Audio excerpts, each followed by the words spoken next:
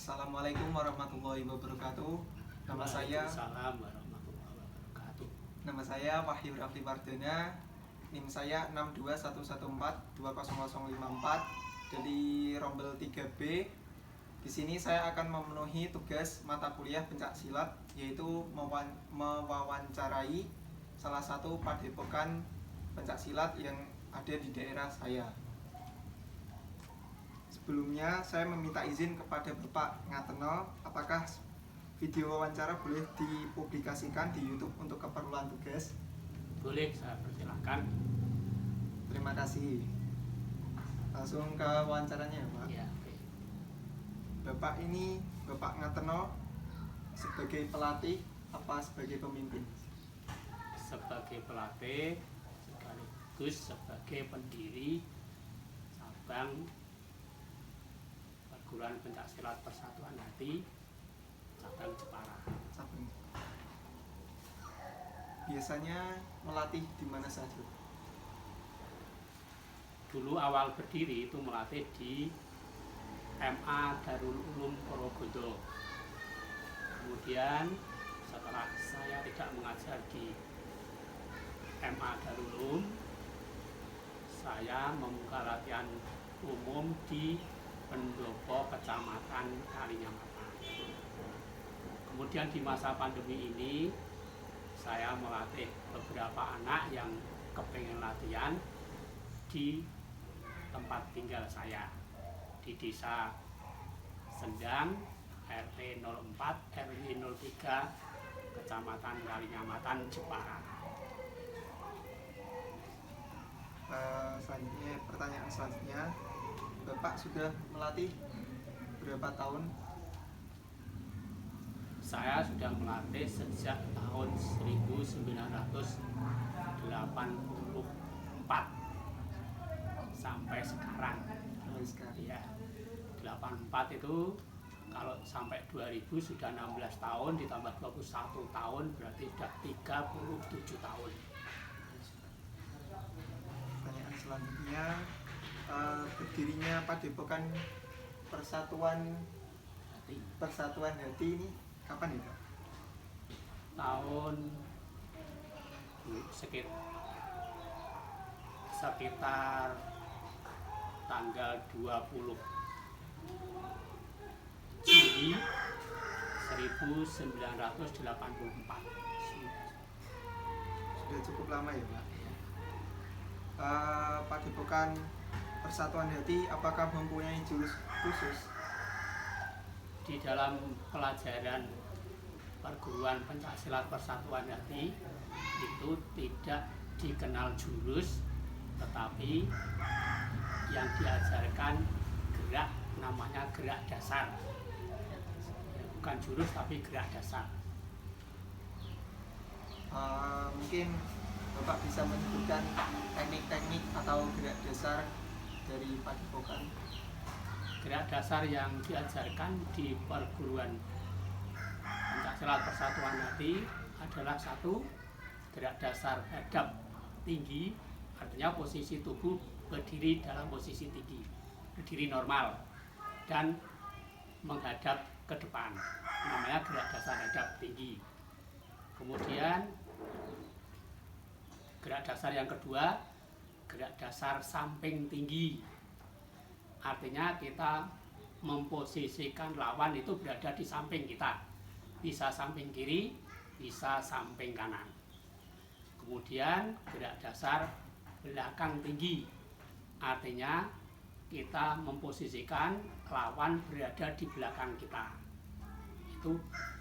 Kemudian nanti ada yang gerak dasar hadap tengah, samping tengah, belakang tengah, dan hadap bawah, samping bawah, belakang bawah. Itu gerak dasar yang diajarkan di perguruan kita. Berarti itu semua sudah standar perguruan pencaksilat gitu ya? Persatuan Hati itu sudah standar pembelajaran perguruan pencaksilat Persatuan Hati dari awal belajar pencaksilat Persatuan Hati. Baik. Pertanyaan selanjutnya, Bapak pernah atau tidak mengalami kendala saat melatih? Pernah dan banyak sekali. Bisa disebutkan salah satu atau 3 saja? Ya, kendala yang pertama, ini mungkin tidak hanya perguruan pencaksilat Pertahanan nanti saja, tapi hampir semua perguruan pencaksilat. Kendala pertama paling utama biasanya masalah finansial. Tapi itu buat kami perguruan pencaksilat Persatuan Hati bisa kita atasi dengan cara bergotong royong, baik pelatih maupun para siswa dan anggota yang lain. Itu untuk finansial. Kendala yang berikutnya adalah kendala antusiasme siswa. Banyak siswa yang belajar itu belum sampai lama itu sudah mengalami kebosanan, akhirnya mereka keluar. Ini yang kendala yang juga cukup susah diatasi, karena itu faktornya dominan dari siswa, bukan dari intern perguruan. Kemauan siswa yang kurang kuat dari dalam pribadi siswa itu yang biasanya juga jadi kendala. Dan kendala yang ketiga itu kesungguhan dan kerajinan. Siswa baru biasanya rajin, juga sungguh-sungguh, tapi setelah beberapa lama mereka biasanya makin berkurang semangatnya, sehingga kehadirannya, kesungguhannya itu menurun, dan itu membuat prestasi susah untuk diwujudkan. Saya kira itu kendala yang paling umum, ya, paling umum dan utama itu menurut saya. Selanjutnya, menurut Bapak apa sih pencaksilat itu dan pendapat tentang perkembangan pencaksilat yang ada di Indonesia? Pencaksilat itu sebenarnya, orang belajar pencaksilat itu sebenarnya bukan sekedar belajar bela diri, olahraga maupun seni seperti yang dikenal oleh masyarakat awam, bahwa orang belajar pencaksilat itu ya belajar berkelahi. Sebenarnya lebih dari itu. Yang dipelajari di pencaksilat itu 3 hal. 1, bela diri. 2, olahraga. 3, seni. Dan yang keempat, ada 4. Yang keempat itu mental spiritual. Hal-hal yang terkait dengan kerohanian yang mendukung kegiatan pencaksilat. Kalau menurut Bapak tentang perkembangan pencaksilat di Indonesia? Saya kira perkembangan pencaksilat di Indonesia sangat bagus. Sekarang ini pencaksilat sudah dipertandingkan dari nasional sampai internasional. Bahkan jadwal pertandingan internasional itu juga sudah tertata rapi, dan organisasi internasional pencaksilat juga sudah ada yang namanya Persilat. Ya, Persilat itu organisasi pencaksilat yang lingkupnya internasional. Kalau organisasi pencaksilat yang lingkupnya nasional kan IPSI. Nah, itu. Ya, IPSI. Nah, kalau yang lingkupnya internasional namanya Persilat. Dan itu sudah punya agenda kegiatan rutin melakukan pertandingan olahraga maupun seni.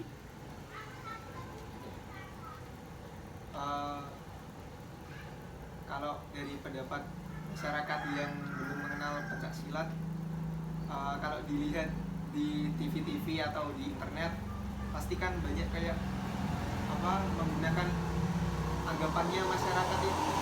Masyarakat ini kan banyak kayak misal ya Pak, Ya.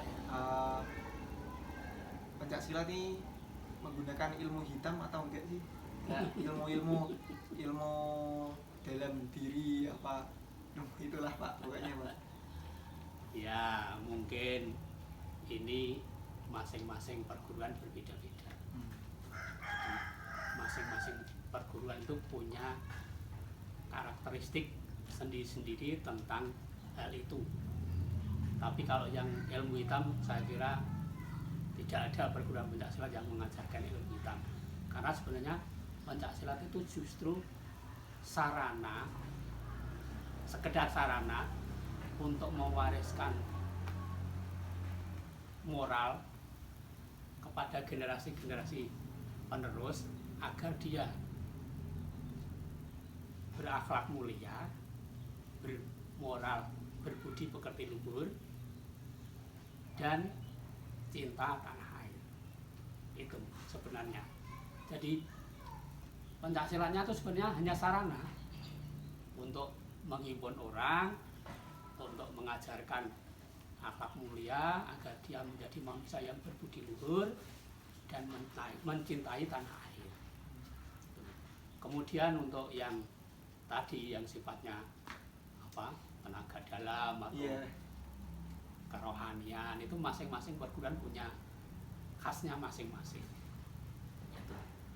Jadi dan setiap perguruan pencaksilat pasti ada itu. Hanya cara mengajarkannya, terus yang menerima pelajaran itu sudah memenuhi syarat sampai di mana, itu masing-masing perguruan ada standarnya sendiri-sendiri.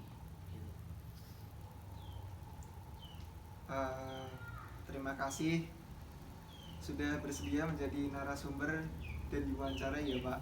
Semoga Bapak diberi kesehatan supaya bisa melatih generasi penerus pencaksilat Indonesia yang hebat dan berprestasi. Ya, amin, amin. Terima kasih atas kehadirannya di Padepokan Pencaksilat Persatuan Hati Cabang Jepara. Mohon maaf jika mengganggu waktunya. Ya, nggak apa-apa.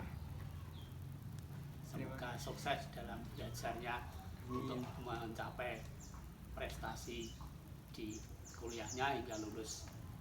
Amin Pak. Terima kasih Pak. Ya.